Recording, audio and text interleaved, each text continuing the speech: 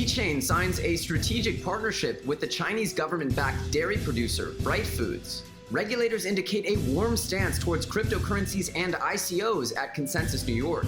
Ontology's mainnet looks like it's just around the corner. The French finance minister, Bruno Le Maire, wants France to be the hub of blockchain innovation. EOS attracts a publicly traded email giant to the network. Bithumb criticized for listing a pump-and-dump Ponzi scheme that was created by one of its own developers. Justin Sun wants to buy you a dream house. And the market continues to sag. We've got all your headlines mixed with some daily market analysis. I'm Elio Trades, and your FUD TV daily update starts now.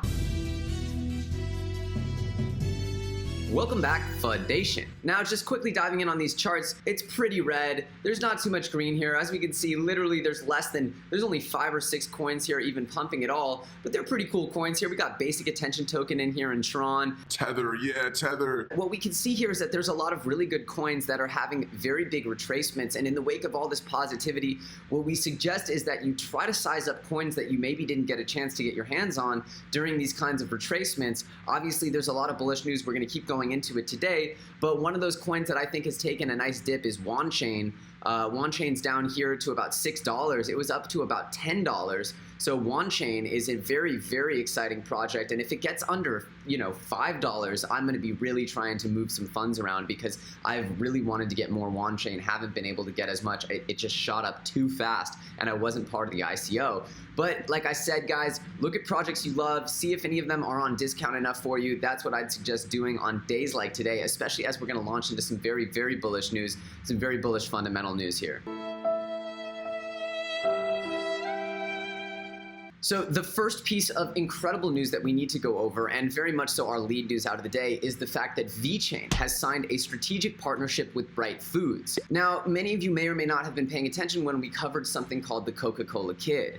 The Coca-Cola Kid is this Twitter account that's quite clearly being run by some VeChain insider, but they're sending cryptic messages about the future of VeChain through these like poetic sort of seance tweets. I don't even know how to describe this, but essentially they put out this tweet predicting this dairy sort of partnership, and lo and behold, what we have here is one of the most consequential partnerships in the dairy industry I could ever imagine. So let's look at this. VeChain has signed a partnership with Bright Foods Group. Bright Food is a global company operating 93 different Chinese domestic and foreign subsidiaries with 4 publicly listed companies, which are estimated to bring in 160 billion RMB, or about $25 billion.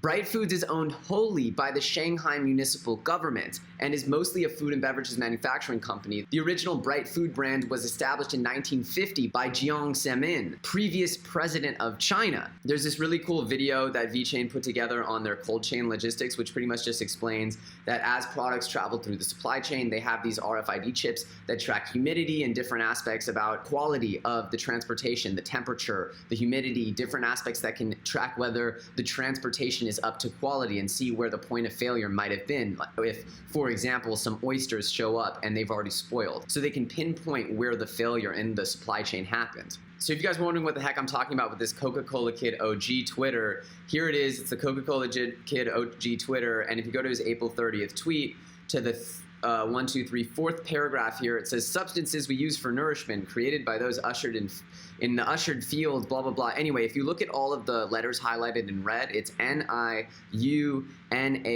which is the Chinese word for milk. And then it says after that, enormous amounts, no color.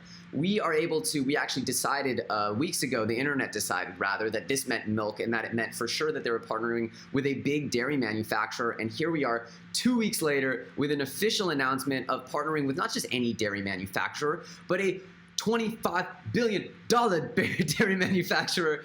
Okay, all I can say is that the rumor mill and the data mill, this is a crazy world we're living in where we can actually get legitimate data through sources like the Coca-Cola Kid. Crypto, I love you, you're crazy, but here we are. In other news, we have word that New York regulators are working hard to dispel the rumors that they're actually against cryptocurrency. In fact, they're pretty excited about it, but they just want to be careful. Let's go into some of their comments. One regulator explained, the U.S. Securities Exchange has been openly talking with people and employees in the industry, understanding their ideas, exploring new developments and new technologies. The committee encourages new ways to raise funds. We will not supervise the technology. We will only supervise the financial industry and the market. So they're trying to make a differentiation here. They don't want to stamp on the technology here. They just want to make sure that there's not any laws being broken. So it's this kind of tightrope between doing one versus the other, and I think they're pretty aware of that. Our mission is to foster financially sound markets. We understand that regulator requires a certain amount of flexibility in our approach. We're doing it in a way that doesn't hinder innovation and doesn't interfere with other regulatory policies. The number one priority for the Department of Justice is to keep people safe. From national security perspective or anti-money laundering perspective, that's something we have to investigate. As with anything else, it's a balance, but certainly one of our priorities to know what's going on. So it's an information thing, it's a growing pains thing, it's a learning process, but in nowhere here are they saying this is a problem, this is a threat, anything like that. We're hearing that they're just struggling to understand and that they really do want to make a great decision here. That's what I'm hearing, is that they want to make the best decision for the whole technology industry as well as the American people. They also added on saying that there is an issue as to figuring out what's a security and what's not, and that of course if you are investing into security, it has to be a legal, licensed, registered security. These are things that we're aware of, and we do believe that there will be tokens that are securities and tokens that are not securities. So interesting stuff, but it's very good to hear the regulators speaking in this open, sort of open-minded way. That's what all we could ask for, is an open mind, and we do believe we have the ears and the minds are wide open from these regulators. So we can expect some, I hope, very nuanced and constructive regulation coming into this industry. That's my hope. And like I was saying, the reason why Ontology was part of our May Coins pick is because their mainnet is almost ready. And the way that they've been releasing things, they have not been doing this big marketing push, big sort of announcement. They are just they're just putting it out. They're just getting it ready. And they have so many employees. They are 87% complete on their mainnet release. And so in my humble opinion, I would say that they're going to be pretty close to done by the time May's over. It might even be coming out in May. That was always my theory, is that they were just going to drop it in May. So I might still be right, guys. I might still be right. And France Finance Minister Bruno Le Maire has restated his exuberance for blockchain technology, as he declares that he wants France to truly be the first real innovation space for cryptocurrency. Of course, he might be a little bit late on that, but it doesn't matter. We're just excited whenever we see big powers that be, like France, any big Western nation, or not even Western nation, but any big superpower nation in the world that has a very vibrant economy, modern economy, coming in and treating this technology like what we know it to be, which is the future infrastructure of the world. You know, there's been a lot of discussion as to who won the battle of the internet, and it's widely agreed that the American companies dominated the tech revolution. Google, Amazon, Facebook.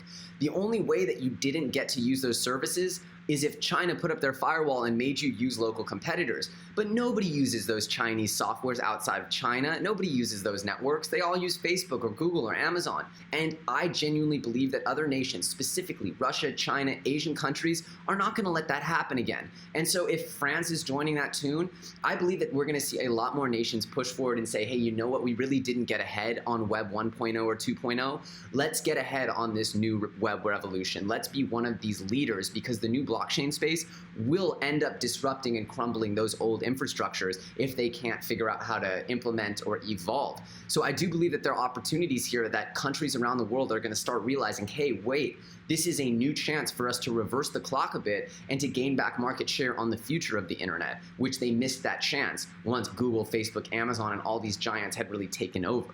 Just my hot take for the day.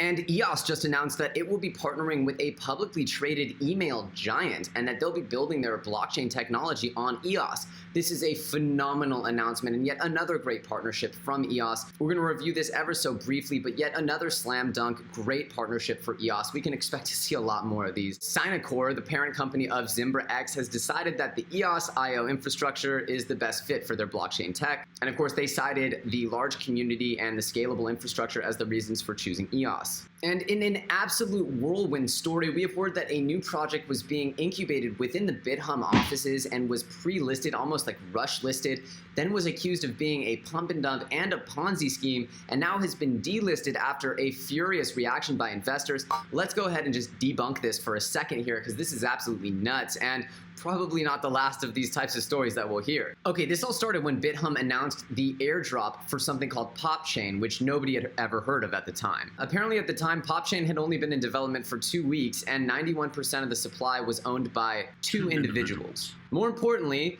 an investigation showed that all of its source code had been copied from Bitcoin, Monero, and Dash, and the copyright of these cryptocurrencies are still in the source code of PopChain. As of presently, it's worth about $2 million, but 91% is stored in just 2 wallets. When Bithumb announced its plans to list PopChain, there were only 18 existing wallets. At this point, Bithumb stated that it's not going to list this token. It's obviously done extremely rigorous tests for other tokens, so it just feels extremely suspicious. And this is the type of thing that will get exchanges in trouble when they try to bend the rules for their own internal projects. This is very bad behavior, and I don't know what to say. I don't know how to excuse Bithumb. They're one of the biggest exchanges in the world. Clean up your act, Bithumb. And yes, last year it was a Maserati and a Mercedes-Benz, but this year, Justin Sun's taking it to a whole new level and buying you your dream house. That's right, Justin Sun's gonna buy you a dream house. Let's hope you win. I hope you win. I hope I win. Let's all win. I have no idea how this is gonna work, but follow Justin Sun's Twitter. I'm sure that's the best way to find out.